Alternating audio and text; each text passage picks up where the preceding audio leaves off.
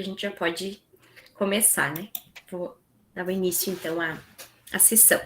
Uma boa tarde. É com alegria que iniciamos o segundo dia do 5º Simpósio Integrado dos PPGs da Universidade Federal do Pampa, campus Uruguaiana. Agradecemos a presença de todos e todas. Daremos início à oficina intitulada Bioética e suas dimensões, ministrada pelo professor Dr. José Ricardo Figueiredo. As perguntas e comentários podem ser realizados ao final da fala do professor através de perguntas no chat ou do levantar de mãos, né? E aí vocês poderão abrir o áudio e realizar a pergunta. Apresentando o professor José Ricardo, né? Ele é médico veterinário com doutorado em biotecnologia da reprodução animal pela Universidade de Liège, na Bélgica, com conclusão do doutorado no ano de 1995. O professor José Ricardo é professor associado nível O da Universidade Estadual do Ceará, desde 1995, ministrando as disciplinas de deontologia veterinária, bioética, liderança e ação social, bem-estar animal, biotécnicas da reprodução animal e morfofisiologia da reprodução. Além disso, o professor José Ricardo já recebeu diversas premiações, tanto premiações internacionais pela Associação Europeia de Transferência de Embriões e premiações nacionais, né, pela Sociedade Brasileira de Tecnologia de Embriões, Assembleia Legislativa do Ceará e Câmara. Ele é membro da Academia Cearense de Medicina Veterinária. Entre suas pesquisas, né, ele tem como tema principal a fronteira tecnológica, desenvolvimento do ovário artificial. É coordenador do Laboratório Internacional LAMOFOPA, sendo o maior laboratório da América Latina em pesquisas com ovário artificial. Ao longo do seu currículo, né, ele possui a publicação de mais de 300 artigos científicos, a maioria em periódicos internacionais, e também a orientação, né, de 35 mestrandos e 33 doutorandos ao longo da sua carreira, né. Palestrantes em diversos eventos científicos nacionais e internacionais, na América do Sul, Europa e Estados Unidos, na área da reprodução animal. Ele é ex-presidente da Sociedade Brasileira de Tecnologia em Embriões e ex-diretor de pesquisa da Universidade Estadual do Ceará. Ex-coordenador de avaliação da área de medicina veterinária e da área de biotecnologia no CNPq. E pesquisador associado do Smithsonian Conservation Biology Institute em Washington, nos Estados Unidos.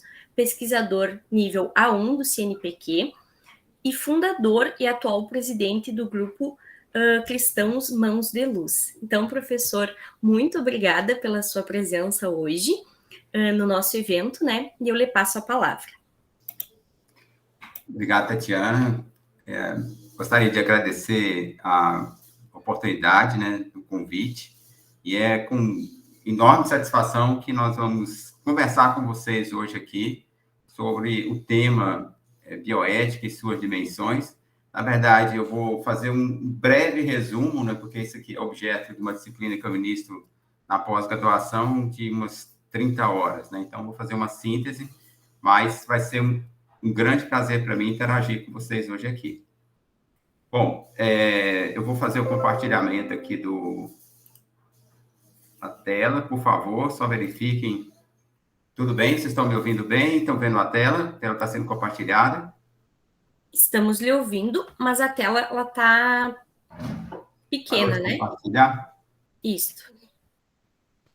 Aqui, agora está pequena? Aqui, para mim, está aparecendo integralmente.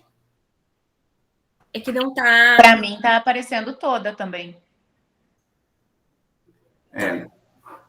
Para mim também, tá ok. Tá ok, então? então? Certo. Então tá certo, é só no meu aqui. Tá certo. Qualquer intercorrência, por favor, me avise, tá? Tá bem, professor. Então, o tema da palestra de hoje vai ser sobre a bioética e suas dimensões. E a gente vai introduzir, assim, uma pequena definição do que seria a bioética, né? Então, se a gente realmente recorta essa palavra, vamos dizer que a bioética seria a ética da vida, né? Agora, o ponto é o que é ética e o que é vida, né? Qual a relação da ética com a moral e qual o impacto da ética no conceito de vida, pessoal? Eu já vou preparando que nós vamos falar de temas muito polêmicos nessa palestra, tá? Bom, se a gente pega uma definição muito biológica da vida, a gente poderia dizer que a vida é um conjunto de processos, né? A vida é um processo no qual os organismos vivos, né, ao contrário da matéria bruta e inanimada, ele mantém atividades como metabolismo, crescimento, reprodução, excreção e reação a estímulos.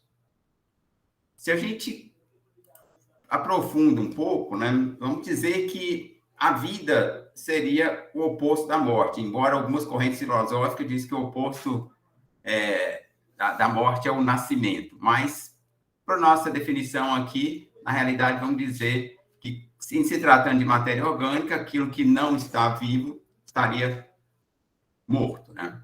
Então, é muito importante, tanto o pessoal que trabalha na área de biológicas e tudo mais, saber que o conceito de vida está ligado a um aspecto de organização, né? Quando nós temos uma manutenção, né, da constância do meio interno do corpo, né, e quando existe um equilíbrio dinâmico, nós chamamos de homeostasia, o animal, a célula, o ser, de um modo geral, pode ser considerado vivo.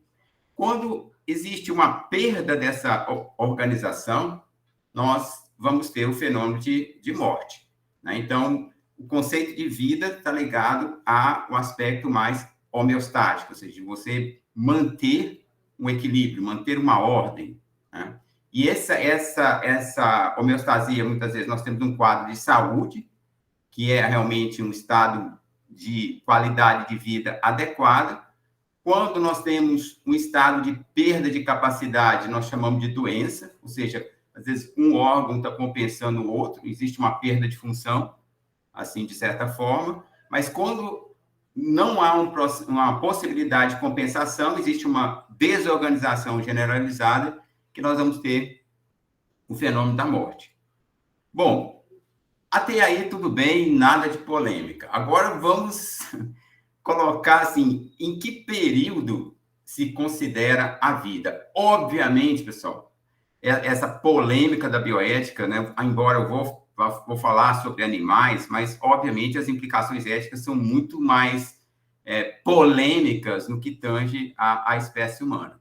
E vamos às polêmicas, porque tudo aqui é uma questão de crença. Existem pesquisadores, né, filósofos e tudo mais, que acreditam que a vida é o período que vai do nascimento à morte. Vamos pensar muito aqui em vida humana. Então, para algumas pessoas, a vida não existe antes do nascimento, tá? Outras correntes vão dizer que a vida é o período que vai da concepção à morte, ou seja, a partir do momento que duas células haploides, espermatozoides e óvulos se encontram e geram o zigoto, né, que é o estágio embrionário de uma célula, a vida começaria ali na concepção, tá? Então, esse é um conceito polêmico, porque, na realidade, algumas pessoas acreditam que a vida começaria antes da concepção, porque nós temos duas células haploides vivas, né, espermatozoide e óvulos vivos, para gerar um zigoto vivo.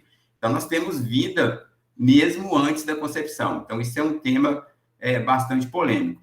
E dentro desse espectro, alguns autores vão considerar que vida ela só vai ser considerada quando o embrião fizer a implantação no útero. Então, a gente sabe que, muitas vezes, esse processo de nidação, ele, no princípio, ele é intermitente. Então, você tem uma ligação, solta, até que vai fixar mesmo, né? Então, outros vão considerar que vida é somente quando você tem batimento cardíaco, desenvolvimento do cérebro, e por aí vai. Então, existe uma divergência, né, de crenças, de paradigmas, né, que são os pontos de vista, a visão das pessoas em relação quando começa a vida, né? Isso é uma coisa bastante polêmica do ponto de vista ético. Bom, Mas, para polemizar mais ainda, a gente introduz um outro conceito, né, que é a questão da alma, né, que muitos acreditam que a vida humana está associada à existência de alma, vida humana e animal, principalmente dos animais superiores. Então, a polêmica vai aumentando aqui nesse sentido. Bom, eu vou voltar a falar de vida, mas vamos falar uma questão da ética, né? A ética não esteve tão atual, porque no Brasil ele afundou do ponto de vista econômico, político, né? Por uma questão ética. Então, a ética é um tema da mais alta relevância. Então, nós temos os termos ético, antiético e aético, né? E temos também a questão da gente falar da moral e imoral. Agora, o que é ser ético, na realidade? Então, a gente sabe que cada filósofo ele tem a sua visão da ética, né? Então, eu acredito que eu adoro filosofia, gosto de filosofia, principalmente de um canal que eu recomendo, que tem palestras magníficas, né? Chama-se Nova Acrópole, é um canal fantástico de filosofia. Então, ali realmente você vai ver uma filosofia mais sólida, pesquisadores realmente preparados para o tema. Mas a gente vê que realmente existem várias opiniões a respeito do que vem a ser a ética e muitas vezes geram muito confundimento, geram muito problema, principalmente no contexto educacional. Mas vamos falar um pouquinho assim, qual a relação da ética com a moral? Então, eu vou dizer isso aqui, a minha visão, eu me oriento por determinadas correntes filosóficas. A gente coloca o que é moral, basicamente, né? Moral seria o conjunto de regras de conduta consideradas válidas, quer de modo absoluto, para qualquer tempo ou lugar, quer para um grupo ou pessoa determinada. Então, a moral de um indivíduo é o seu comportamento, né? Tanto é que o termo, né, a origem da palavra moral vem de mores, do latim, que significa dimensão repetitiva de atos habituais. Então, a moral do indivíduo é o seu comportamento, é a sua conduta, como ele se comporta. Então, eu só posso analisar a moral de alguém a partir da análise do comportamento dessa pessoa. Tá? Então, é muito interessante vocês sedimentarem aqui, porque como eu sou da área tecnológica, eu gosto da coisa muito racional, não gosto de divagar demais em relação a essa... Eu gosto de que o conhecimento construa alguma coisa e contribua para a melhoria do ser humano. Não fico tanto no âmbito da polêmica. Agora, o que seria a ética, basicamente, né? Vamos colocar um conceito mais genérico de ética. Ética seria o julgamento da conduta humana, ou seja, o julgamento da moral humana, suscetível de você, ao final, classificar aquela atitude como bem ou mal, certo ou errado. E esse julgamento, muitas vezes, ele é relativo à sociedade e o tempo também. Muitas pessoas falam o seguinte, a ética seria a análise da moral. Embora você possa pegar correntes filosóficas que vai dizer que ética e moral são sinônimos e se confundem em termos de definição. Mas, obviamente, para vocês entenderem, porque, na verdade, a linguagem é simplesmente uma representação de uma ideia, eu vou dizer exatamente como eu visualizo isso e como a gente pode encadear ética com moral, tá? Vamos entender isso aqui, porque a origem da palavra ética, né, o ethos vem do grego, que significa local onde se brotam os atos de um indivíduo, ou seja, a partir do momento que os atos são repetidos, eles se transformam em hábitos, na verdade. Para você ter atos repetitivos, você transforma isso em hábitos. Então, o ethos é de onde surge, né, a fonte onde surgem as atitudes, o comportamento dos indivíduos, nessa concepção. Então, na realidade, o ethos seria a fundamentação do agir. Ele tem uma relação com a consciência do indivíduo. Então, quando você muda o seu nível consciencial, ou seja, a sua forma de ver o mundo, você muda também as suas atitudes. Tá? Então, se a gente faz uma relação de ética e moral nesse sentido, nós poderíamos dizer que, na realidade, o ethos, ou seja, a ética, nível de consciência, vai determinar o que nós chamamos de mores do indivíduo, que é a sua conduta ou proceder. Em outras palavras, o ethos, nível consciencial, determina a conduta, mores do indivíduo. Então, nesses termos que eu estou colocando, ética e moral não seriam sinônimos, né? Ou seja, o nível de consciência determinaria o nível de atitude de um indivíduo. Então, você só consegue mudar a atitude, a sua própria atitude, a partir do momento que você ressignifica, né? Você muda o seu padrão de consciência, que pode ser feito, por exemplo, através de um aprendizado. Então, assim, figurativamente falando, por exemplo, vamos dizer o seguinte, eu coloquei aqui uma escala consciencial, tá? Vamos supor, num nível de consciência bem baixo, nós temos aqui o Corey Langdon, isso aqui é um serial killer americano, que na visão dele, mulher não prestava e ele assassinou 40 mulheres, na realidade. Nós temos aqui Adolf Hitler, né, que foi responsável pela morte de milhões de judeus. E um detalhe, pessoal, cada indivíduo age de acordo com a sua consciência. Então, eu acredito plenamente que tanto Hitler quanto Corey Langdon achavam que eles estavam perfeitamente certos e que as suas condutas tão trágicas para a humanidade eram corretas, eram aceitáveis. Tá? Então, cada indivíduo tem um padrão de consciência que justifica as suas próprias atitudes, na visão deles.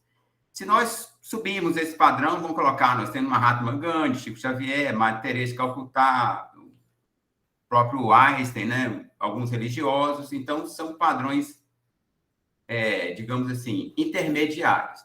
E como estamos num país cristão, mas se eu estivesse dando essa palestra num país de origem budista, ou talvez um budista colocaria o Siddhartha Gautama aqui no topo dessa escala, ou um chinês colocaria o Confúcio aqui, tá? Então, numa escala consciencial, que a gente chama de evolução do nível consciencial, o que varia a partir do momento que o indivíduo progride do ponto de vista de consciência?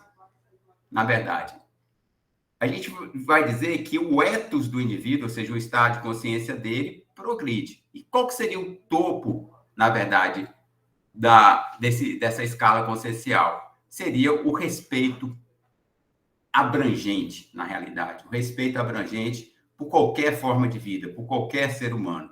Então, a ética, se a gente quiser colocar de uma forma bem aplicada mesmo, ética significa respeito. Respeito a quê?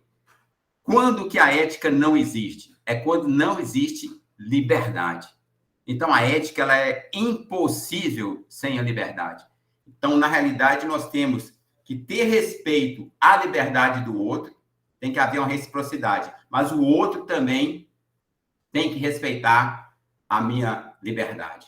Tá? Então, o objetivo último da ética é garantir uma harmonia social, uma cola social, né? Aquilo que permite, que torna possível a convivência humana. Então, o que eu queria que vocês guardassem dessa minha fala? Ética igual a respeito, tá? Então, essa ética que eu estou falando seria uma ética universal, tá? Então, assim, todo ser humano, ele gosta de ser respeitado. Todo ser humano, ele priva ele valoriza a sua própria liberdade, tá certo? Então, fique com essa palavra na cabeça. Ética igual a respeito, tá? Isso é muito importante.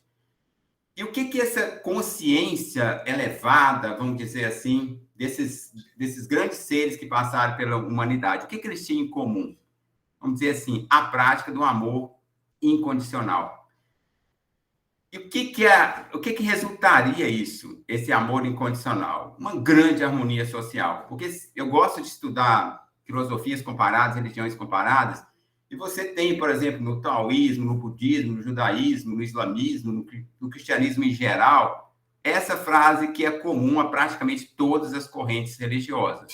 É exatamente fazer aos outros o que gostaríamos que fizesse a nós mesmos. Isso aí realmente eliminaria os conflitos humanos. Tá? A partir do momento que você diz o que eu não quero para mim, eu não quero para o outro. Então, essa é a verdadeira razão da pacificação humana e o segredo da harmonia entre os povos e entre indivíduos dentro de uma comunidade. Então, a ética ela é extremamente importante para o convívio social. Não pode ser uma mera disciplina, que é uma decoreba, que as pessoas ficam atacando diferentes coisas e não chega a lugar nenhum. Então, o que é ser ético? É fazer o bem, é ter respeito pelo semelhante, é cuidar do outro. Então, essa é, de uma forma bem simplificada, vamos dizer assim, o conceito de ética.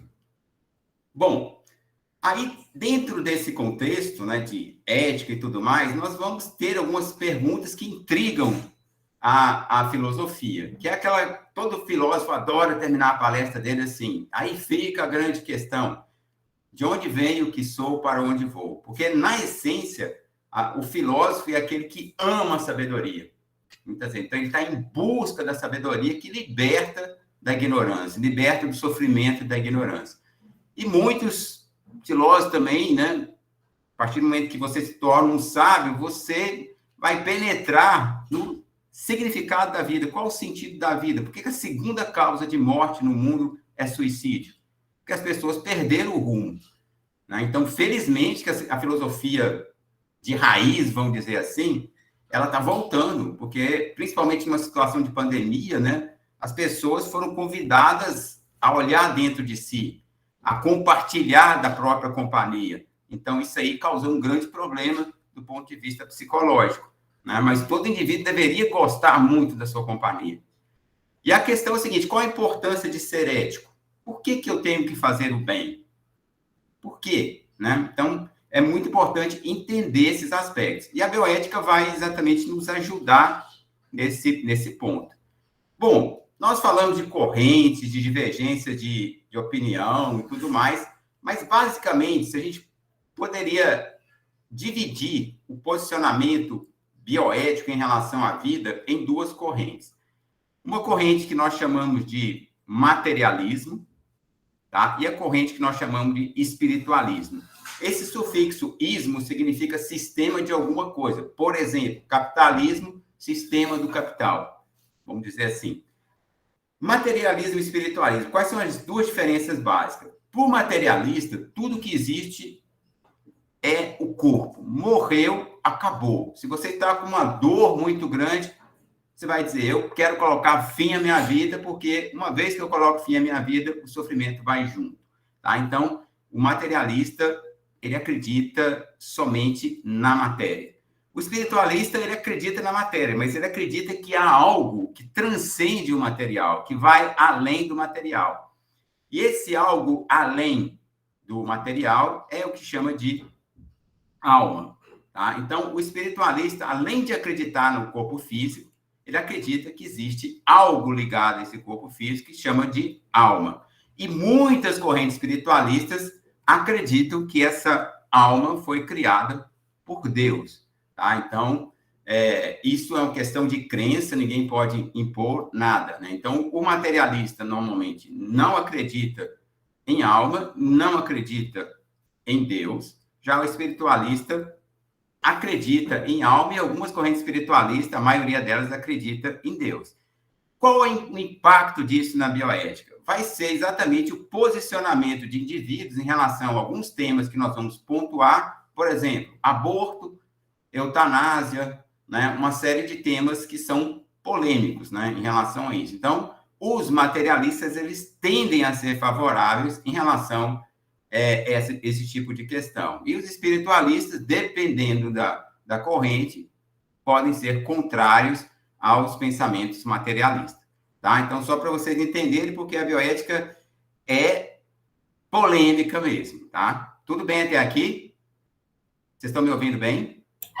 Sim, professor, tudo certo. Ótimo. Estamos Bom, vamos atentos. fazer, pessoal, uma perspectiva histórica, né? Essa palavra, ou seja, esse neologismo chamado bioética, ele foi utilizado, né, por um oncologista da Universidade de Wisconsin, nos Estados Unidos, Van Potter, né?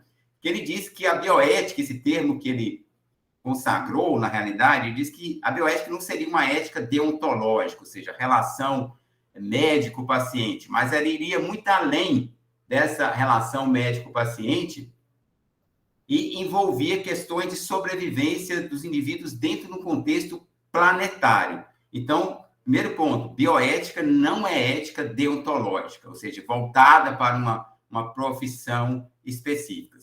Mas as raízes da bioética, ou seja, vamos dizer assim, a ética da vida, a ética, ou seja, a atitude de respeito em relação à vida, ela já é bem antiga, vamos dizer assim, que, por exemplo, ela surgiu, vamos dizer assim, com Hipócrates, 500 anos antes de Cristo, Hipócrates, pai da medicina, que diz que a relação entre médico e paciente deveria ser baseada com base na compaixão, ou seja, o sentimento pelo paciente, né? Realmente sentir com, e o desinteresse, aquela ajuda incondicional, né? E hoje a gente vê que a medicina, em muitos aspectos, ficou muito mercantilista, né? Voltada muito para o financeiro, o que não é bom. Muitas pessoas fazem o curso da área médica pela possibilidade do retorno financeiro. Há famílias que investem, né, muito nos filhos na área médica, exatamente com a certeza, né, de que do que foi investido vai ser retornado, o que é uma pena em relação a esses aspectos.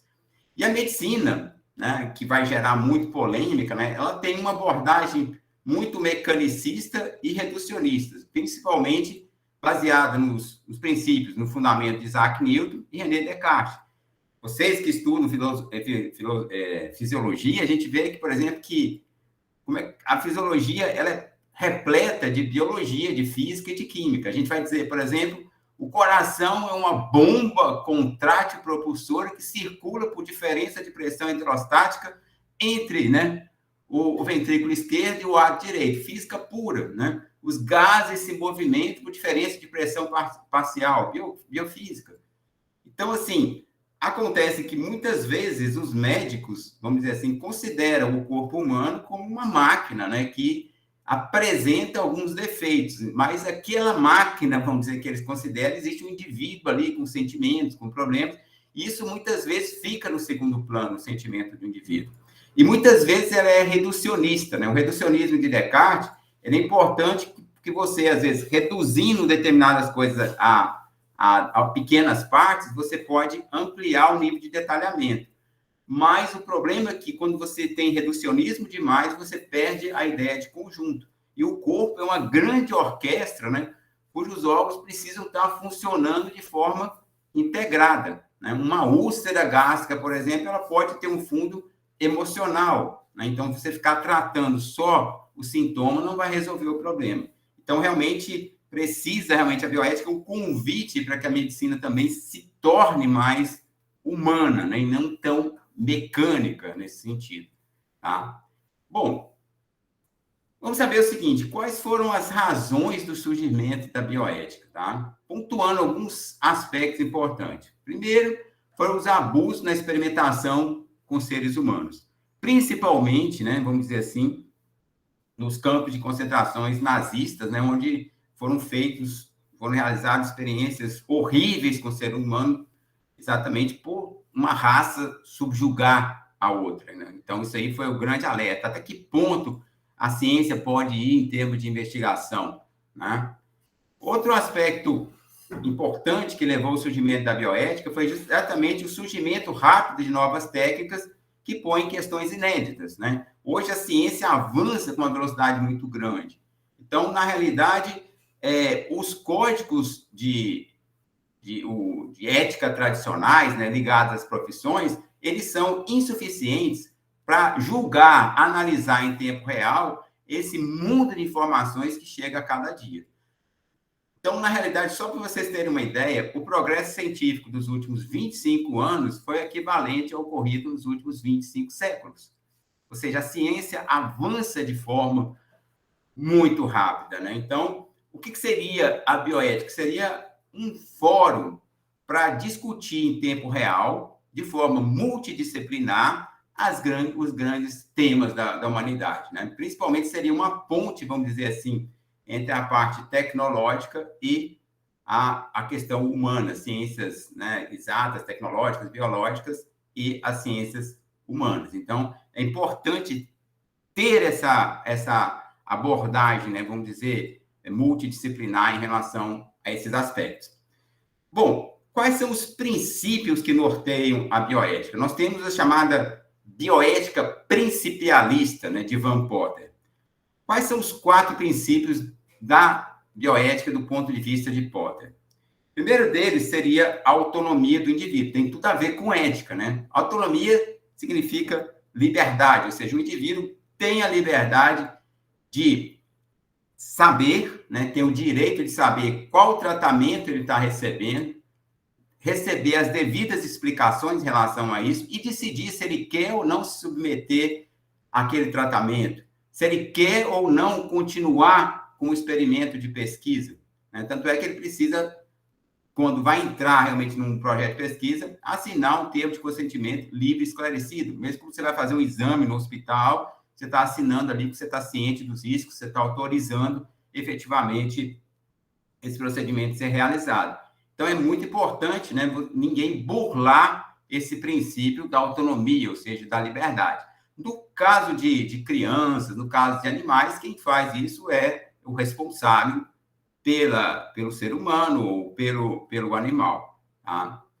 Outro princípio da bioética, na verdade, é o princípio da beneficência e da não maleficência. O que diz isso?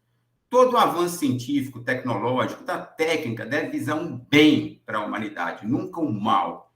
Tá? Então, essa é uma questão importante de ser analisada. Sempre o bem, ética, bem, fazer o bem, cuidar do outro, na realidade. E um quarto princípio da bioética seria a justiça distributiva, que ela diz justamente o seguinte: todo avanço, todos os recursos que propiciam bem-estar social deve ser extensível às várias camadas da sociedade, e não somente para as pessoas que têm poder aquisitivo para fazê-lo. Então, esses aí exatamente são os 4 princípios da bioética, que norteiam muitas vezes as decisões de comitês de ética, a aceitabilidade de alguns projetos de pesquisa, por exemplo. A gente pode discutir isso posteriormente, tá? Bom, por se tratar de temas extremamente polêmicos, né, a bioética ela é plural. Existe um pluralismo da bioética. Então, a bioética é considerada uma transdisciplina. O que é transdisciplina? Trans é aquilo que vai além, que transcende, tá certo? Então, a bioética ela envolve, né, as tecnociências, como a medicina, biologia, veterinária, as ciências humanas, a filosofia, a teologia, a psicologia, a antropologia, né, as ciências sociais, economia, sociologia, direito, política, né? Então, na realidade, num comitê de bioética, você deve ter pessoas de diferentes formações. Se você tem um comitê de ética médica, tem que ter o usuário do serviço, né, para saber exatamente avaliar o sistema como um todo. Então, esse aspecto da multidisciplinaridade, da formação diversificada de membros de comitê é extremamente importante para um julgamento imparcial de qualquer tema específico, né? Então, isso é muito importante vocês entenderem que a bioética ela precisa ser plural. Então, comitês de ética têm que ser multidisciplinares, né, de diferentes visões, formações, para que a decisão seja a mais acertada possível, tá? Bom, aí vocês falam, professor, chegando uma palestra de bioética que mostra exatamente uma montanha, uma xícara de chá, o que isso tem a ver com essa palestra que o professor Ricardo Figueiredo está dando agora? Bom, eu gosto muito de usar a história para facilitar o entendimento, para a gente entender, assim, como a gente vai fazer um debate bioético, o que precisa e tudo mais. Então, tem uma história muito importante, que uns contam como se fosse do budismo tibetano, outros contam como de outras correntes filosóficas, mas o importante é o fundo da história. Tinha um professor numa cidade que ele estava muito perdido, não sabia o sentido da vida, estava meio perdido. né? Queria saber o significado das coisas e tudo mais. E, para variar, eles falaram para eles que tinha um sábio, que sempre um sábio mora no alto da montanha, que tinha as respostas para as suas perguntas. E esse professor deixou de trabalhar uns 3 dias para subir essa montanha e fazer as perguntas para esse sábio. Bom, quando ele chegou de uma viagem exatamente exaustiva, lá no alto da montanha, encontrou o sábio e realmente fez uma série de perguntas. Qual o sentido da vida? Por que a gente está aqui? Por que existe sofrimento e tudo mais? O sábio chegou para ele e falou assim, você aceita uma xícara de chá? Está aqui o contexto da xícara de chá. E o professor ficou muito irritado, falou, nossa, eu perdi dias de trabalho para chegar aqui, essa pessoa me oferecer uma xícara de chá. Muito irritado, ele disse, tá, vai lá, pega essa xícara de chá. E o mestre, o sábio, demorou muito tempo para preparar o chá e veio com a xícara, deu para ele um pires e começou a derramar o chá na xícara. E o professor segurando a xícara. E o chá foi preenchendo a xícara, começou a transbordar. E o professor, muito irritado, falou assim, para, você não vê que não cabe mais nada nessa xícara? Ele disse, assim é a sua mente. Ou seja, uma mente repleta de preconceitos nunca vai ter lugar para novas ideias. Então, é muito importante, quando a gente está estudando bioética, a gente está aberto ao novo. Dá oportunidade, né, para ver, analisar o ponto de vista do outro, ouvir o outro em profundidade. Por isso que nós temos algumas características no debate de temas da bioética. Primeiro, né, eu vejo, é hilário, realmente, assim, os eventos no Brasil a respeito de bioética. O que acontece, pessoal? Bioética é dicotomia. Você precisa colocar pessoas que têm pontos de vista opostos para debater. Se você coloca 2 pessoas de direita para debater, não tem debate. Se você coloca 2 pessoas de esquerda para debater, eu concordo com você, eu também. A pessoa fala mesa redonda em congresso, coloca 3 pessoas que têm a mesma visão. Vai debater o quê? Não tem condições. Então, assim, quando você apresenta um tema de bioética, você precisa apresentar os prós e contras. As pessoas que são a favor, por exemplo, do aborto, qual é o argumento? As pessoas que são contra, qual é o argumento? Né? E essa apresentação do palestrante, por exemplo, ela tem que ser de forma imparcial. Você não pode perceber, quando o palestrante está expondo determinado tema, qual é a tendência dele, o que ele acredita. E, a partir daí, você tem que acompanhar aquela exposição, né, utilizando a alteridade. O que é alteridade? Vamos colocar o seguinte, vou fazer um pequeno teste que foi feito lá na Universidade de Harvard, nos Estados Unidos, rapidamente para vocês. Não é teste de inteligência, não fique preocupado, tá? Bom, o que aconteceu foi o seguinte, né? Foram apresentadas, não vou dizer o que aconteceu antes, para vocês poderem entender, foi distribuído para uma turma de 30 alunos, 15 cartões, sendo um grupo com uma foto e outro grupo com outra foto, tá? Aí, o que aconteceu? Depois que eles visualizaram por 15, 20 segundos esse cartão, foi apresentado esse cartão aqui. Aí eu pergunto a vocês, rapidamente, o que vocês veem nesse cartão, nessa foto? Rapidamente, dou um minutinho para vocês falarem. Eu vejo uma mulher. Uma mulher olhando para o lado. É uma jovem? Isso. É uma jovem, Sim, né? Eu também. Vocês não veem mais nada além de uma jovem? Olhando de outra forma, se percebe uma mulher mais velha, com mais idade. O que acontece é o seguinte, muito bem. Na verdade, aqui nós temos uma anciã, tá certo? Um grande queixo, uma boca grande, aqui um nariz enorme. Aí aqui nós temos a jovem olhando de perfil. O que aconteceu aqui, pessoal, na verdade, com esse tipo de estudo? Tá? Os 15 alunos que receberam visualizaram um cartão de uma jovem, eles só conseguiram visualizar a jovem nessa foto, quando ela foi apresentada. E quem viu o cartão da anciã, só conseguiu ver o cartão da anciã. Então, na realidade, o que acontece? Esse fenômeno que nós chamamos de paradigma. Paradigma é como nós interpretamos uma determinada coisa, é o nosso ponto de vista. a nossa visão, tá? Então, os nossos paradigmas, eles são condicionados, muitas vezes, pelas nossas experiências anteriores. E paradigmas podem gerar preconceitos. O que é um pré-conceito? É um conceito anterior, tá? Existe o pós-conceito, mas o pós-conceito é interessante, porque eu só vou ter um pós-conceito depois que eu analisar de forma imparcial aquilo que está sendo apresentado. Então, a alteridade é importante, porque é a capacidade de eu me esforçar para entender o paradigma do outro, para entender as razões do argumento do outro. Então, sem preconceito. E a partir do momento que eu faço, que eu mergulho no outro, que eu tento entender o ponto de vista do outro, o paradigma do outro, eu posso partir para a análise e deliberação, dentro do contexto ético. O que seria isso? Basicamente, eu decidi se eu continuo com a opinião que eu tinha sobre o tema, por exemplo, se é contra o aborto, se é a favor do aborto, ou se eu mudo de opinião.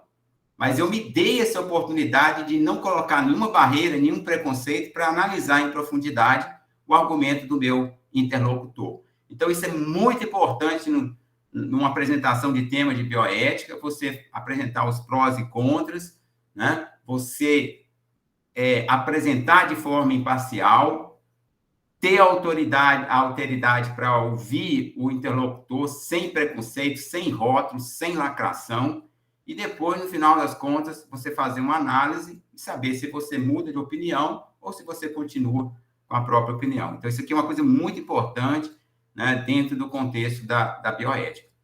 Bom, a bioética, pessoal, ela, na verdade, é muito vasta, na verdade. O que eu vou fazer com vocês aqui é uma palhinha pequenininha do que vem a ser a bioética, para vocês terem uma visão de conjunto. A bioética tem muitas dimensões. Então, tem a dimensão pessoal, que eu vou pontuar algumas coisas, tem a dimensão socioeconômica e política, tem a dimensão ecológica, tem a dimensão pedagógica, tem a dimensão biológica. Então, tem mestrado, doutorado em bioética ligada à ecologia, bioética ligada à pedagogia. Então, a bioética ela é extremamente abrangente. Bom, o que trata, basicamente, cada uma dessas dimensões? Por exemplo, a dimensão pessoal trata da relação médico-paciente. Então, como diz, pessoal, né? Tá certo? Então, principalmente aqui, é o devido esclarecimento do profissional da área médica, da situação do cliente, dando as opções para ele em relação ao caso em questão. No caso específico da medicina veterinária, obviamente, né, o animal não tem capacidade de decidir, quem vai decidir isso é o tutor, que realmente precisa, nos próprios códigos deontológicos, né, da própria medicina veterinária, você prega ali que você deve realmente esclarecer plenamente o seu cliente da situação do animal, né? Então, isso é muito importante, essa questão do consentimento do ser humano ou do responsável por aquele ser humano, o animal. Então, a dimensão pessoal da bioética trata desses assuntos. A dimensão socioeconômico-política da bioética vai tratar, por exemplo, da alocação de recursos. Nós sabemos, dentro do sistema capitalista, os recursos são limitados, então você tem que estabelecer prioridades. Onde investir? Vou investir em saneamento básico ou investir na pesquisa do ovário artificial, que é uma pesquisa de fronteira, que é o Ricardo Figueiredo, com aplicação lá futura. Resolva um problema imediato ou aposto no futuro? Então, são coisas bastante polêmicas, né? Para onde ir esses recursos? Então, isso aí, a bioética nos ajuda muito nessa tomada de decisão, né? Tratamento de doenças, prioridade. Você tem leitos limitados na UTI. Qual paciente vai ocupar o leito? E qual, muitas vezes, vai morrer pela falta de leito? Então, são decisões muito complexas, né? Que profissionais, muitas vezes, da área médica têm que tomar. Patentes, né? A questão da propriedade intelectual. Patente é ético ou não? A patente feriria o princípio da justiça distributiva, porque a patente, basicamente, é você pagar os royalties, né, por uma invenção, né? Então, assim, qual o pró da patente? Se a pessoa vai pesquisar porque ela vê um benefício econômico lá na frente, ela vai gastar um dinheiro, vai gastar tempo e vai ganhar alguma coisa se aquele produto for patenteado e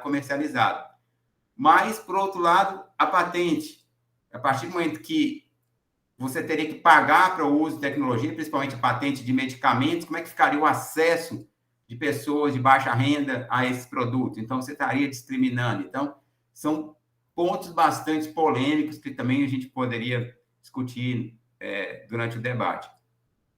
Detenção de biotecnologias, né? Muitas vezes países ricos versus pobres.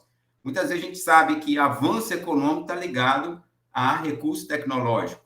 Né? Então, se os países que estão pobres têm que pagar para os ricos para utilizar os grandes avanços tecnológicos, ele vai continuar pobre, porque ele já não tinha dinheiro, ainda vai ter que pagar isso. Então, algumas pessoas dizem que isso aí só aumenta a distância entre países ricos e pobres. Então, isso aí é outra polêmica que tem dentro do contexto. E a bioética exatamente trabalha com esses contrastes, né? Assim, no mundo moderno, nós temos situações essas, né? Como uma família bem estruturada, bonita, alegre, saudável, e uma situação lá na África, não muito distante, de pessoas morrendo de fome. Essa foto aqui, né, do abutre, que estava esperando a criança morrer exatamente para devorá-la, e o fotógrafo que fez esse registro, ele se suicidou, porque ele ficou com um problema na cabeça: por que eu não ajudei o menino, por que eu fui fazer exatamente a foto, por que eu fui esperá-lo morrer? Então, assim, a bioética, pessoal, trabalha com contraste, né? Porque o Sri Lanka, ele disse justamente que você só pode desenvolver a consciência quando você percebe os contrastes.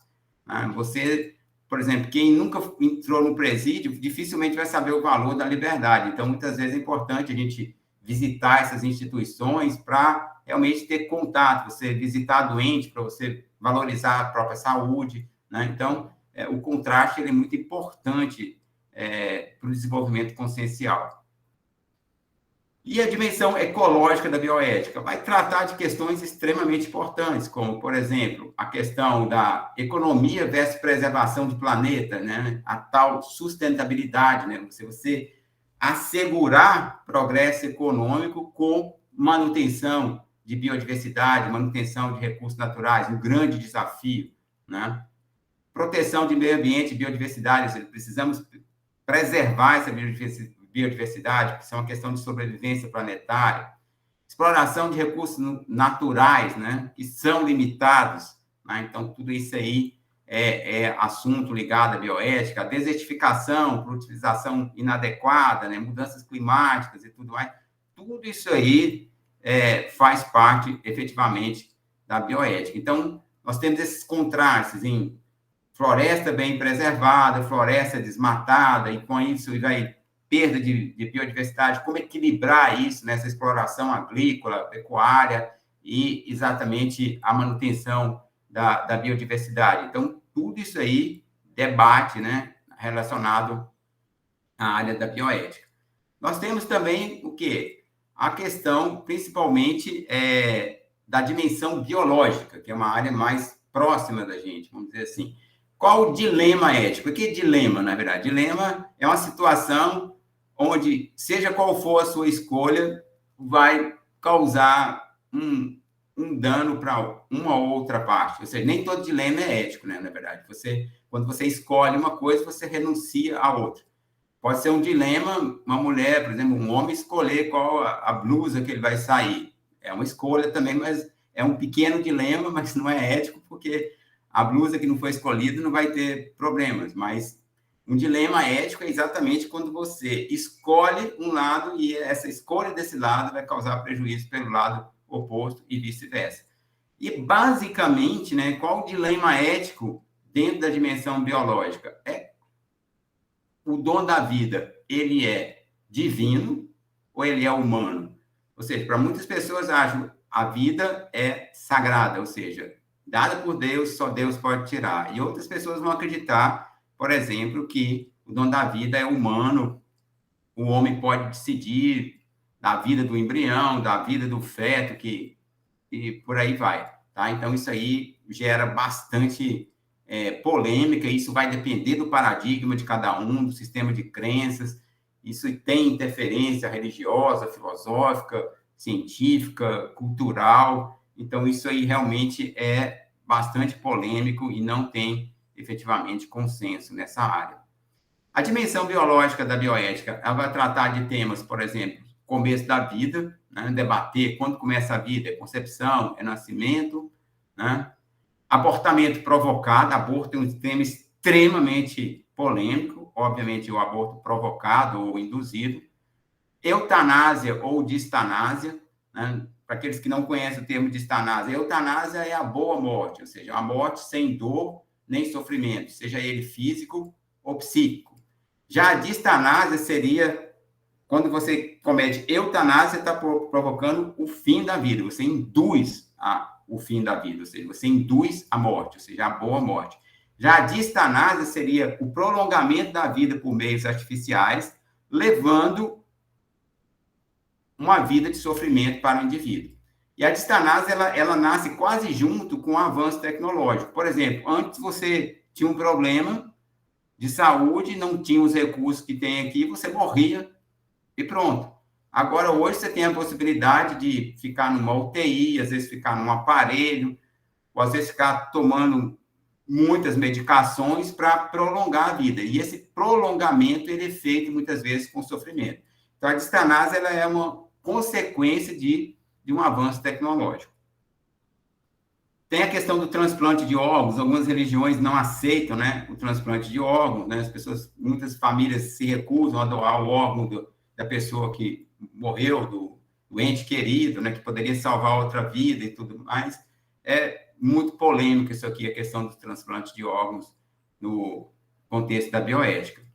Outros pontos, né, experimentação em animais, seres humanos, é ético fazer experimentação com animal, com seres humanos? Quais são as restrições e tudo mais? Tudo isso aqui, né, você precisa de isso estar regulamentado por comitê de ética, ver a pertinência de cada experimento e tudo mais.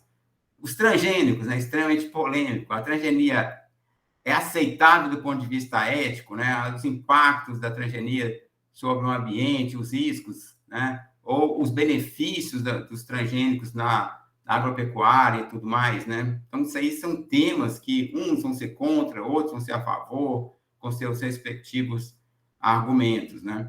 As próprias técnicas de reprodução assistida em animais, seres humanos, né? Uma área que eu trabalho já há algum tempo, né? Essas técnicas são pertinentes, não são, tá? Então, todo esse aspecto. Então, o que gera, na realidade, a polêmica no começo da vida, né?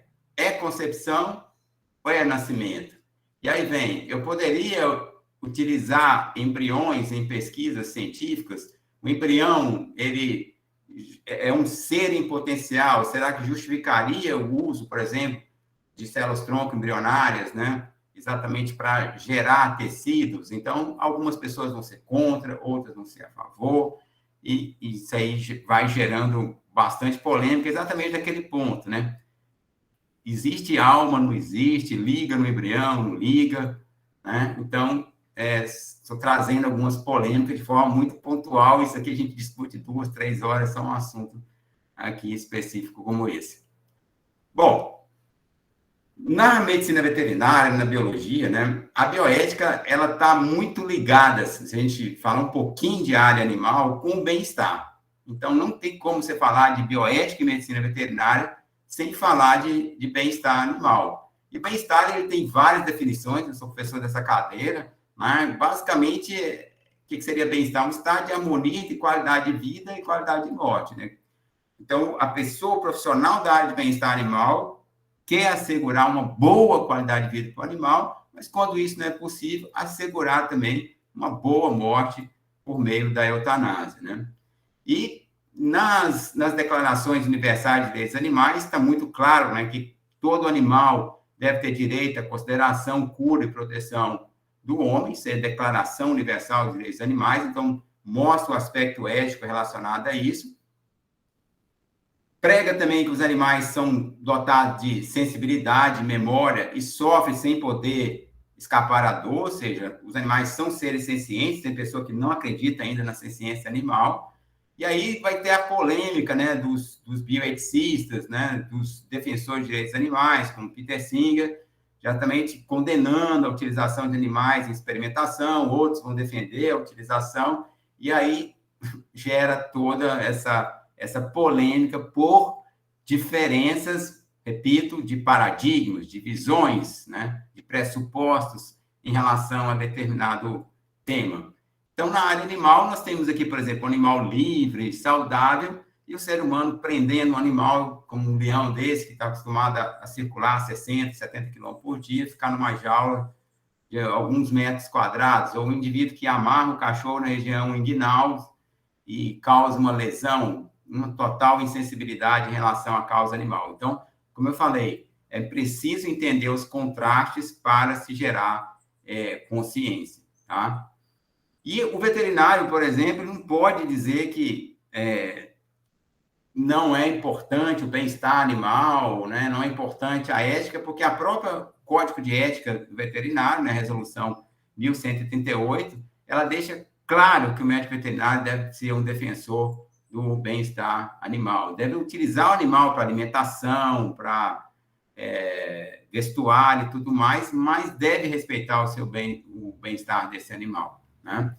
E a essência, né, do respeito ao bem-estar animal exatamente está no respeito às 5 liberdades, que quem trabalha na área de bem-estar sabe, né, que é a liberdade nutricional, todo animal deve ser livre de sede, fome e desnutrição, a sanitária, né, que o animal deve ser livre de doenças e ferimentos, isso é tarefa do profissional ligado a isso, liberdade comportamental, o animal deve ser livre para expressar comportamento da espécie, né, a psicológica deve estar livre de medo e ansiedade, a ambiental, o animal ter a liberdade de se movimentar. Então, isso aqui são premissas, né, para se realmente fazer uma bioética segura em relação à questão animal. Vou entrar de uma forma bem sutil, né, na questão da bioética ligada às biotécnicas reprodutivas, né? Apesar de eu trabalhar nessa área há muito tempo, esse tema é muito polêmico, né?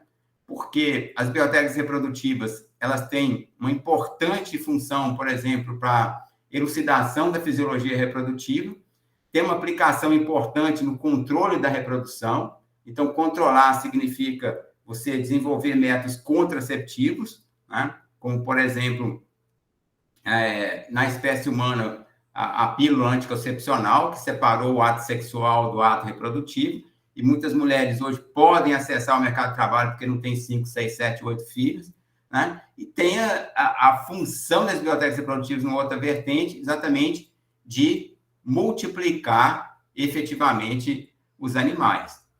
Mas eu vejo colegas meus da área de produção, eles normalmente nas palestras só mostram benefícios das técnicas, né? E as biotécnicas reprodutivas, elas, na verdade, elas são muito importantes, sim, porque elas surgiram exatamente da curiosidade humana de saber como funciona o sistema reprodutivo, do descontentamento do homem em relação ao desempenho natural dos animais, né? Só para dar uma palhinha para vocês, né? Existe uma grande perda, né, de gametas no momento da cópula, né? Vamos dizer assim, um animal, por exemplo, ele nasce com um bovino, em torno de 300 mil ovos. Ao longo dos 13 anos de vida dele, ele vai ovular mais ou menos uns 300 ovos. Ou seja, digamos, 99,9% dos óvulos dentro do ovário vai ser perdido. Então, o cientista fala, por que não aproveitar esses óvulos, né? Por exemplo, num processo de ejaculação no caprino, são bilhões de espermatozoides ejaculados para um fecundar o óvulo. No caso de bovino, é da ordem de milhões. Então, por que não otimizar a utilização dos gametas? Então, as biotécnicas reprodutivas, elas têm esse aspecto. Mas o que é o problema das biotécnicas reprodutivas? Quais são as possíveis polêmicas? Se usado de forma indiscriminada, pode levar à perda da variabilidade genética, né? Você usa muito um animal e um tipo de animal só, você vai perdendo variabilidade genética. Pode ter risco biológico, especificamente no caso da transgenia, e algumas técnicas dessas, que já daria uma palestra só sobre isso, podem efetivamente comprometer o bem-estar animal. Então, a bioética, nessa área, ela visa o quê? O gerenciamento de conflitos. Ou seja, de um lado, o interesse do animal, que é o bem-estar, e de outro, o interesse do ser humano, que é meramente econômico. Então, equilibrar essa balança realmente é é muito difícil. E é importante também ter os movimentos que são contra a utilização de animais em experimentos, mas para ter um certo balanço, né? A gente, graças muitas vezes a esses movimentos, que às vezes são muito radicais, mas quem é a favor radicalmente também é radical, vamos dizer assim. Então é importante ter esse balanço, né? Porque aí você caminha para um meio termo, vamos dizer assim, né? Então, fazendo um paralelo, né, entre biotécnicas reprodutivas em animais e seres humanos, né? A gente sabe que esses modelos animais, né, a gente fala, por que ensinar bioética para veterinário, para biomédico e tudo mais? Vou falar na área de veterinário porque eu sou veterinário. Porque simplesmente, pessoal, todas as biotécnicas reprodutivas, elas começaram nos animais, depois extrapolaram para o ser humano, né? Então, hoje em dia, o veterinário está muito presente nos laboratórios de fertilização in vitro em humanos, né? Então, embora, na verdade, a gente sabe que esses procedimentos na vaca, na cabra, na mulher, sejam muito semelhantes do ponto de vista técnico, né? As implicações éticas são diferentes, porque as finalidades de utilização de animais e seres humanos são diversas, né? No caso do animal, você combina gametas, né, de animais valiosos para você ter algum ganho de produção. Já muitas vezes, na espécie humana, a finalidade é tratamento de fertilidade e tudo mais. Então, isso aí é muito polêmico, né? A polêmica, por exemplo, na utilização de embriões humanos e tudo mais, é muito maior do que, efetivamente, dos animais. Mas isso aqui, como eu falei, eu só estou pontuando, isso aqui merece uma palestra só, de 1 hora só, sobre essa temática, tá? Bom, a dimensão pedagógica da bioética, eu vou abordar principalmente amanhã, né? Vou falar de ética, educação integral e liderança, tá certo? Então, só vou pontuar, porque a dimensão pedagógica da bioética, ela visa você revisar, digamos assim, o sistema de ensino. Hoje a universidade trabalha muito com decoreba, memorização, e muitas vezes não prepara o profissional para uma situação real, que é o mercado de trabalho, onde ele não fica decorando e sim aplica aquele conhecimento. Então, o conceito da dimensão pedagógica da bioética, ela está ligado muito ao conceito da educação integral, que amanhã eu vou falar, está muito associado com a promoção da felicidade e o sucesso dos indivíduos envolvidos, né? Como que ela faz isso? Através do desenvolvimento consciencial, né? Entendendo o desenvolvimento consciencial nos aspectos intelectuais, emocionais e sociais. Mas amanhã, quem for assistir a palestra, eu vou tratar de vários assuntos relacionados à parte de educação integral, em liderança e ética, tá? Bom, pessoal, se a gente puder efetivamente resumir, né, o que seria a bioética, para abrir um espaço para vocês perguntarem também, a bioética, ela seria uma atitude de respeito em relação à vida, né? Tanto, aqui é uma foto mundial contra o aborto, que é uma operação intrauterina, né? Onde o bebê segura o dedo do médico, né? Era uma espinha bífida, né? Que ele estava fazendo a cirurgia, e o bebê segurou, como se diz aqui, olha, estou vivo, estou aqui, estou ativo, né? Então, trata das questões da vida, né? Pré-natal, né? Pós-natal, a vida pós-natal humana, a vida dos animais e a sobrevivência de vegetais, equilíbrio de ecossistemas. Então, ele é bastante abrangente. E fica uma frase importante, né, quando a gente fala de ética, de respeito à vida e tudo mais, fica uma frase de Gandhi que ele falou o seguinte: você, né, nós precisamos ser a mudança que gostaríamos de ver no mundo. Então, a gente ensina na liderança que a mudança deve ser de dentro para fora, para que a gente possa convencer as pessoas através do próprio exemplo. Então, na verdade, a gente diz que o exemplo não é uma das formas de educar, é a única, né? Porque convence muito mais, né? Então, essa é a mensagem que eu tinha para passar para vocês hoje, né? E me coloco à disposição agora para as perguntas. Muito obrigado. Muito obrigada, professor José Ricardo. A gente ficou aqui encantado ouvindo a sua fala, né? ao longo da sua fala, assim, eu ficava refletindo sobre várias questões, né? Agora a gente abre para as perguntas, né? O pessoal pode se manifestar, pode levantar a mão, ou também, se quiser colocar alguma pergunta no chat, fiquem à vontade. Professor, eu vou aproveitar então, né? Mas eu fiquei pensando na questão dos paradigmas, né? E o quanto as nossas concepções pessoais e tudo que a gente se constitui enquanto sujeito ao longo da vida vai interferir nas nossas pesquisas, né? Em que momento, assim, que a gente consegue, não sei, né? Mas em que momento que a gente consegue se desprender de algumas concepções para conseguir realizar as nossas pesquisas e não interferir tanto na nossa análise ou na forma com que a gente conduz as pesquisas, né? Em relação a pesquisas com seres humanos, né? Enfim, assim. Bom, obrigado pela pergunta, Tatiana. Eu acredito o seguinte, que uma forma de fazer isso é manter a mente aberta para outros, diversificar suas fontes de informação, sabe? Eu já participei de comitê em Brasília, assim, de seleção de candidatos para doutorado pleno no exterior. As pessoas eram extremamente bitoladas do ponto de vista técnico, e as nossas perguntas não eram técnicas. Era para saber se o indivíduo tinha condição, equilíbrio emocional, de lidar com uma condição adversa no exterior, um conhecimento mais abrangente. Uma pergunta que a gente fazia, quais foram os 5 livros que você leu recentemente fora da sua área de conhecimento? Tinha alunos que simplesmente não respondiam. Então, você acaba formando indivíduos muito alienados, né? E o problema, muitas vezes, que os professores não dão exemplo em relação a isso, né? Ficam muito focados com o técnico. O técnico é extremamente importante, mas nós somos seres humanos, né? Nós temos necessidades humanas e vamos interagir com seres humanos também. Então, muitas vezes, né, principalmente na área tecnológica, a formação humanística deixa muito a desejar. Tá? Então, eu vejo...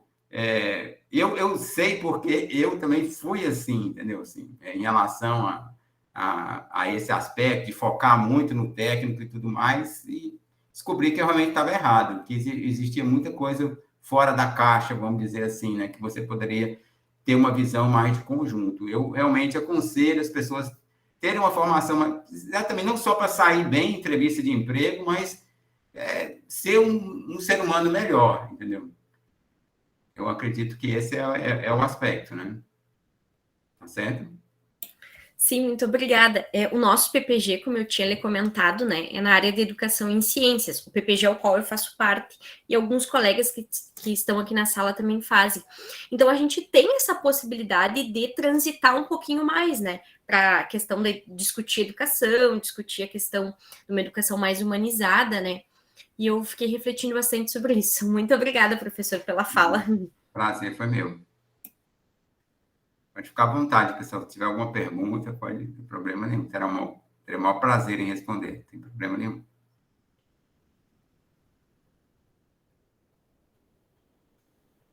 Pode discordar também, embora eu não tenha falado nada polêmico, não tenha me posicionado em relação a nada aqui, mas tudo bem.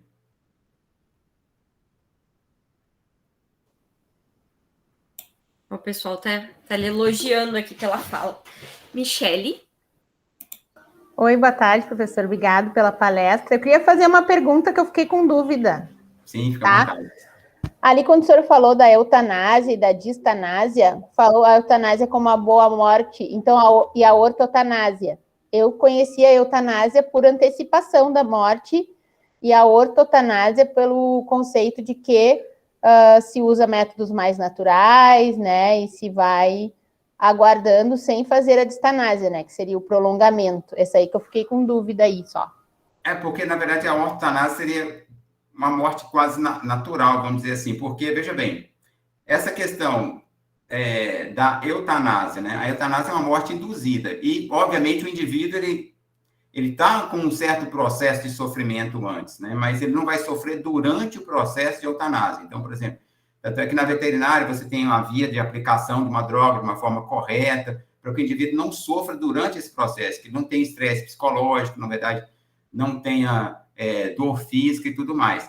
Mas, Michele, na realidade é o seguinte, qual é digamos assim, uma corrente intermediária, que eu sou partidário dela, especificamente, seriam os cuidados paliativos, né? Então, na realidade, você não coloca o indivíduo numa situação de distanase, que vai ficar preso ali, né? Tinha um amigo que faleceu, foram 16 cirurgias para extrair tumor, né? Então, era muito sofrimento, muita químio, muito teste, na verdade. Então, é um processo de distanase que gerou muito sofrimento. E o cuidado paliativo, o que é? Você, na verdade, trata, na verdade, para aliviar a dor, mas deixa que siga o curso, né? Que o indivíduo realmente encontre a morte, vamos dizer assim, de uma forma mais natural, tá? Mas não sofrendo. Então, realmente, eu acho que eu sou mais partidário desse aspecto, do cuidado paliativo, nem pelo lado da eutanásia, nem pelo lado da distanásia. Não sei se eu respondi a sua pergunta. Não, sim, é porque eu fiquei com a dúvida mesmo do conceito, né? Que aí os cuidados paliativos, a ortotanásia entra na linha dos cuidados paliativos, né? E até países, principalmente, que aprovaram a eutanásia, mais recentemente, se vê, quando oferta para o paciente se ele quer cuidados paliativos ou se ele quer eutanásia, a maioria dos pacientes querem os cuidados paliativos. Porque acontecia que, muitas vezes, os profissionais, eles praticavam a eutanásia sem falar com os pacientes, né? Sim. Então, aí acaba acontecendo isso. E aí, quando se oferta a possibilidade de cuidados paliativos, a maioria dos pacientes, eles desejam isso, né? E até essa questão da distanásia, hoje, com as diretivas antecipadas, diminui bastante. Então, é uma escolha da pessoa fazer as 16 cirurgias, que aí vai entrar deliberação e casuística, né? Sim. Que junto com a pessoa fazer essa escolha. E se ela está bem orientada em relação a essa escolha, e essa escolha pode mudar ao longo do tratamento, né? Pode. A pessoa pode modificar a sua escolha, então as prioridades dela de vida. Então, acho que são questões que acabam refletindo aí, né? Nessa questão aí dos cuidados paliativos. Eu concordo. Eu acho que é uma via bastante intermediária e é uma coisa que você falou muito bem, né? É uma coisa muito de momento. Porque, às vezes, a pessoa fala assim, eu quero que faça eutanásia, mas vai que ele mude de ideia depois, né? Então, isso é muito, muito complicado, né? Especificamente esse ponto. Eu acho que precisa, efetivamente, respeitar, vamos dizer assim, né? O desejo do indivíduo, mas, assim, realmente dar a opção, porque muitas vezes a pessoa está numa situação de desespero, terminou com a namorada, quer se matar. Então, assim, às vezes é uma coisa muito pontual. Se ele pudesse pensar, ele não ia fazer isso. Então, acho que tem que dar o tempo de pensar, refletir, orientar e não doutrinar, né? Eu acho que o médico, o veterinário, não pode impor sua vontade ao cliente, vamos dizer assim, né? Vou falar cliente, que seria uma coisa mais genérica, né? Tá certo? Mas eu concordo com você nesse ponto. Eu acho que tem que ser uma coisa, na veterinária a gente diz, tem que dar tempo para pensar, não pode ser uma coisa atropelada, tem que colocar os pontos de uma forma bastante serena, né? E muitas vezes os veterinários banalizam o ato da eutanásia. Quando você banaliza a morte, isso você vai ter muitos problemas com clientes, porque você vai passar uma determinada frieza, né? Eu acho que nem 8, nem 80, nem você ser extremamente emotivo, mas também você não pode ser insensível, né? Eu acho que os dois extremos, eles são assim, deletérios, vamos dizer assim.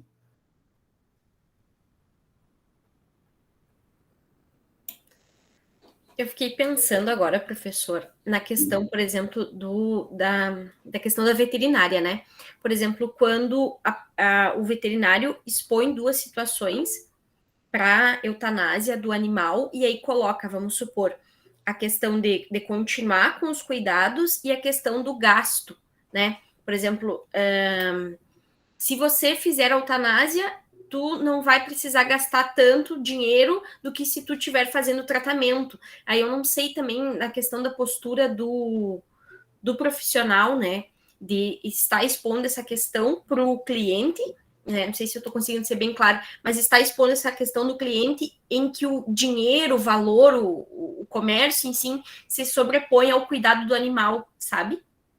Entendi, mas no Código de Ética do Veterinário está previsto esse aspecto, justamente dizendo o seguinte, quando o veterinário quando o proprietário não tem condições de arcar com o tratamento. Então, é uma das justificativas da eutanásia, porque se ele não puder fazer a medicação, das duas, uma, ou o veterinário vai pagar, né, ou o proprietário teria que pagar, mas se ele não tem condição, o veterinário não pode pagar, o proprietário também não, aí o animal vai sofrer, né? Então, muitas vezes, é esse aspecto que é bastante polêmico, mas digamos, a incapacidade financeira do proprietário de realizar o tratamento é uma indicação também para o processo de eutanásia. Mas o que não pode, que eu dou aula dessa parte no primeiro semestre, assim, que você não pode tentar é convencer, tá? Você diz, ó, os prós são esses, os contras são esses, você escolhe, porque o animal é um ser movente, na verdade, ele é uma posse de alguém. Então, você não pode realizar nenhum procedimento no animal sem prévia autorização do proprietário. Tá? E muitas vezes o veterinário não tem equilíbrio psicológico, quer agir por precipitação, às vezes faz uma coisa na melhor das intenções e vai receber um processo judicial. Porque o proprietário, eu não autorizei, não vou pagar, você matou meu animal. Né? Então, eu acho que isso aí que está, Tatiana, assim, a falta de formação humanística dos profissionais. Aí foca muito no técnico e eu sempre falo para meus alunos, olha, para muitos proprietários, o cachorro é mais importante que você, porque o animal virou um membro da família, né? As pessoas têm um valor afetivo, as pessoas têm uma tendência agora a não ter filhos, ter mais animais. Então, se você realmente causa um dano no animal, que é tudo para o proprietário, então isso é muito sério. Então, você precisa realmente aprender a lidar com o outro ser humano. Porque as pessoas falam, vou falar em veterinário porque eu não tolero ser humano, eu vou gostar dos animais. Não, os animais têm dono. Esse dono é um humano. Né? Então, é importante esse aspecto. Mas a resistência dentro da veterinária é muito grande, de professores técnicos. Né? Então, quando se fala cadeira de humano, é um preconceito gigante em relação a cadeiras humanísticas. Muito grande preconceito. Muito grande. Elas são muito desprezadas na veterinária, essas cadeiras de cunho humanístico. Boa tarde. Professor, primeiramente, eu gostaria de parabenizar pela explanação, pela palestra, foi muito boa, adorei. E, assim, eu gostaria de fazer uma pergunta. Com relação a onde, assim, que, baseado em todos os questionamentos e tal que o senhor fez durante a palestra, como é que o senhor vê a questão do trabalho da bioética na sociedade? Porque a gente até, o senhor comentou a respeito dos profissionais, né, e isso já seria talvez uma aplicação durante a graduação, né, que até inclusive tem, né, disciplinas, né, que abordam esse tema. Mas com o avanço, assim, na sociedade, será que isso daí esse tema não deveria ser abordado, assim, na formação do indivíduo, talvez mais lá na primeira infância, desde lá do início, né, porque é o sujeito, que nem a Tatiane vai falando, vai se formando, né, ao longo dos anos, e às vezes já chega lá na graduação com a ideia fechada, né, e eu vi isso muito agora na questão do Covid, da vacina, das pessoas quererem saber da onde que vão, qual vacina eu vou receber, né? Eu quero ver o rótulo, né, da vacina, então, e muitos técnicos se sentem ofendidos quando a pessoa pergunta, né? Quer ver, né? Tem muito disso, então eu gostaria que o senhor comentasse um pouquinho a respeito dessa ideia. Olha, assim, eu sempre defendi isso, que a bioética deve começar desde cedo, né? Mas, assim, eu sou um crítico do sistema educacional brasileiro, que é o que eu conheço, porque assim, um ensino muito conteudista. Eu tenho um casal de filhos, um de 25, outro de 23, né? Eu já estou com 56 anos, né? Quase 56. Assim, eu ficava desesperado, né? Porque é uma quantidade de informação. Os alunos do ensino fundamental e médio são alunos estressados. Os professores são estressados porque tem que passar uma grande quantidade de conteúdo, um conteúdo que normalmente não tem tempo de processar, né? Não tem tempo de aplicar. Então, esse tipo de ensino não forma cidadãos, realmente, não forma pessoas com senso crítico, você forma seres estressados, alienados, né? Então, eu acho muito complicado. E a bioética, pela abrangência, ela te dá uma visão de mundo muito, muito ampla. Então, realmente, usando a linguagem apropriada, ela seria extremamente bem-vinda no no ensino fundamental, no ensino médio, né? Porque as pessoas querem saber, né? Hoje em dia, assim, tem o doutor Google, né? A pessoa vai ao médico e já estudou os sintomas. Doutor, se eu tomasse esse remédio, né? Esse remédio que é para tomar, então as pessoas estão muito mais informadas. Hoje o acesso à informação, né? Embora a gente tenha esses algoritmos que te direcionam muito para o que você quer ler na internet, né? Porque exatamente para o aspecto comercial, mas o acesso à informação hoje está muito abrangente. Então, realmente, as pessoas precisam, né, de conviver com as diferenças, perceber os contrastes, conhecer pessoas de diferentes visões, né? Mas o próprio professor, em geral, ele não tem essa formação, então você não pode ensinar que você não sabe, né? Então, isso é complicado, mas precisa trabalhar essa base. Essa disciplina, eu dou na graduação, né? Coloco o conteúdo de bioética dentro da deontologia e dou essa disciplina na pós-graduação também, para mestrado, doutorado e residência na veterinária. E gera uns debates interessantes, né? Cada tema desse aí gera seminários, os alunos preparam, é bem interessante. E é rico, porque o ser humano tem essa necessidade, sabe? Tem isso, ele quer saber coisa diferente. Isso é extremamente enriquecedor, né? Mas obrigado pela pergunta, muito boa a pergunta. Obrigada, professor. Tem mais alguma dúvida? Sim, não, eu fiquei só concordando com o senhor, né? Mas muito importante isso que vocês trazem, por conta de ser na pós-graduação, né, professor? Porque está formando mestrandos e doutorandos que futuramente vão estar na universidade. Então, por isso que esse debate é tão importante, né? A gente trazer para os nossos PPGs, assim. Super, super interessante. E se precisar de debate, estou aberto, não tem problema. Bom, então acho que a gente já está às 17h25, né? A gente sabe que o senhor tem um compromisso agora às 17h30. Então, professor, muito obrigada pela sua oficina, né? Pela sua fala, foi maravilhosa e trouxe muitas reflexões, assim. A gente finaliza a nossa tarde aqui de forma, assim, bem preenchida de conhecimento, né? Muito obrigada. Aqui o pessoal está elogiando, né? A Cecília também fala que ficou encantada com o tema, né? Então, muito obrigada, professor. Amanhã, quem vai estar lhe acompanhando é a Renata e a Júlia. São as duas mediadoras que vão estar lhe acompanhando ao longo da oficina. Ok. Obrigado aí pela atenção. Uma excelente tarde aí. Fique com Deus. Tudo de bom para vocês. Até amanhã, então. Para quem for